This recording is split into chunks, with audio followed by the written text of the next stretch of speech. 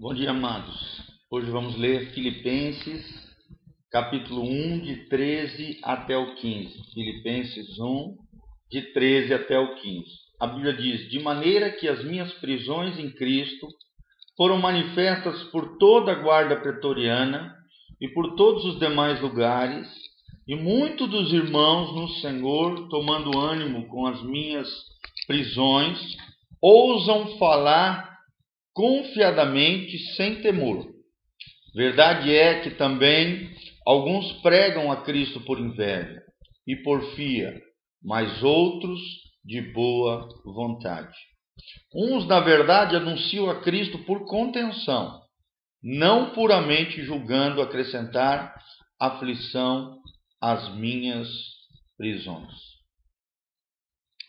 Como é bonito ver o coração de Paulo com relação à dificuldade que ele estava vivendo. O que é um homem que entende o centro da vontade de Deus para a sua vida? O que é um homem que entende que todas as coisas cooperam para o bem daqueles que amam a Deus? Essa frase, esse versículo da Bíblia, essa grande verdade bíblica, não era apenas uma teoria para Paulo, pelo contrário, era uma prática dentro da sua vida. Porque Paulo foi um homem que aprendeu a sofrer muito por causa do Evangelho. Paulo foi um homem consagrado, um homem dedicado, um homem abnegado quanto à causa de Cristo. E isso levou a ser preso diversas vezes, a sofrer toda sorte de injustiça, apedrejamento, quase morreu várias vezes, naufragou também várias vezes. Foi um homem que, por causa do Evangelho, por causa de Cristo, padeceu enormemente, mas em todas as coisas ele via que aonde Deus o colocava, aonde Deus o fazia passar, aonde os seus pés pisavam, aquele lugar era tomado com a luz de Deus. E isso nós temos muito que aprender através da vida de Paulo.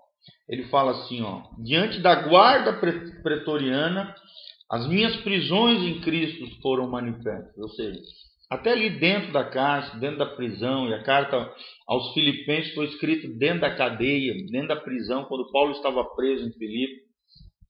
Ele ali estava evangelizando, ele ali estava levando o evangelho de Cristo aos guardas pretorianos, que eram os guardas que cuidavam aquela prisão, que cuidavam daquele lugar.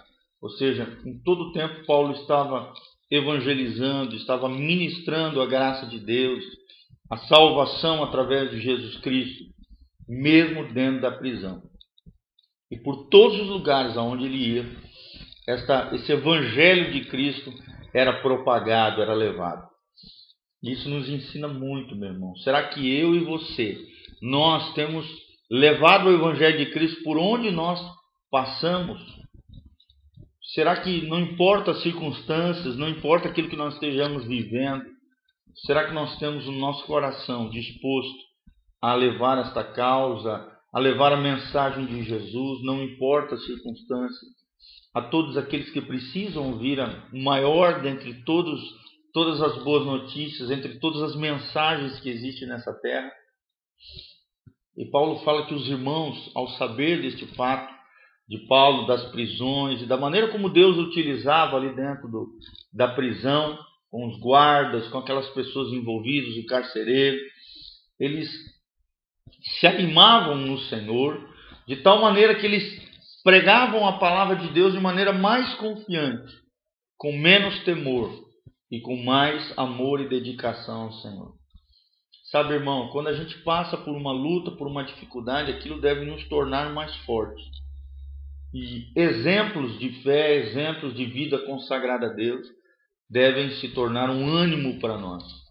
Como é importante nós lermos livros, por exemplo, que falam da história da igreja, dos grandes heróis da fé, como isso fortalece a nossa fé, como a gente, até comparando com a vida dessas pessoas, nós vemos o quão abençoados nós somos, o quanto eles sofreram por amor a Jesus e foram fiéis.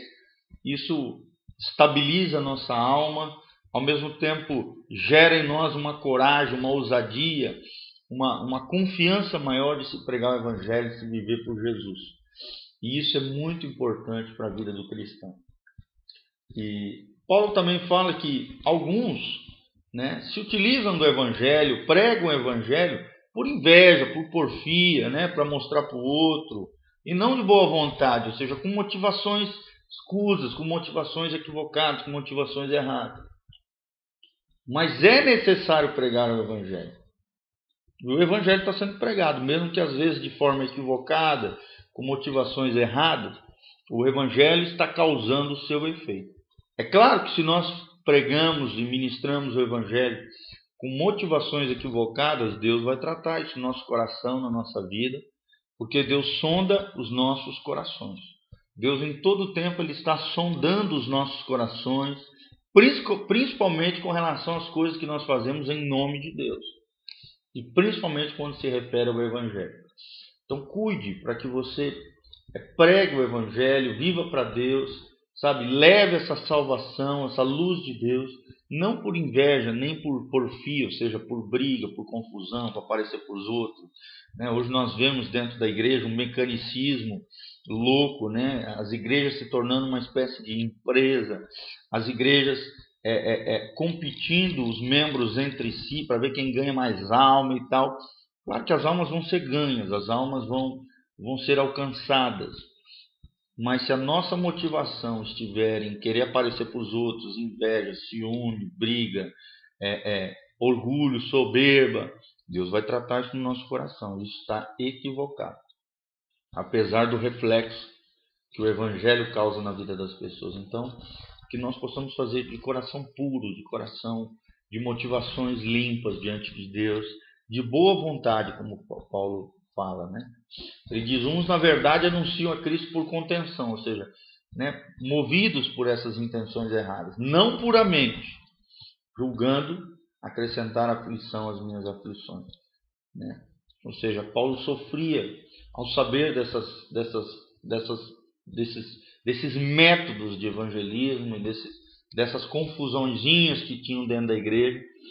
Isso machucava muito o coração do apóstolo Paulo, porque ele sabe que o evangelho deve ser motivado pelo amor a Jesus, pela consagração ao Senhor e principalmente por amor aos perdidos, as almas daqueles que ainda não conhecem a Deus. Essa deve ser a nossa motivação, o amor de Cristo tomando, invadindo o nosso ser, o nosso coração, e que possamos pregar esse evangelho de maneira pura, de maneira correta, um evangelho da Bíblia, não um evangelho humanista, muito menos um falso evangelho que se prega hoje, louco, né? Materialista, um evangelho hoje que se prega egoísta, né? Carnal, uma espécie de evangelho centrado no homem, nas suas necessidades, e não centrado no coração de Deus. O evangelho é centrado no coração de Deus, para a salvação das almas. E o coração de Deus é salvar o perdido, o coração de Deus é resgatar aquele que havia se extraviado, o coração de Deus é restaurar, transformar e modificar a família. Então a minha oração nesse dia é que nós possamos entender a essência do evangelho, possamos pregar o evangelho com a motivação correta e com o coração puro diante de Deus, e que possamos, aonde Deus nos colocar, possamos pregar com ousadia, sem temor, confiadamente, sabendo que Deus é por nós, que Deus é conosco e Ele há de nos abençoar. Em nome de Jesus. Amém.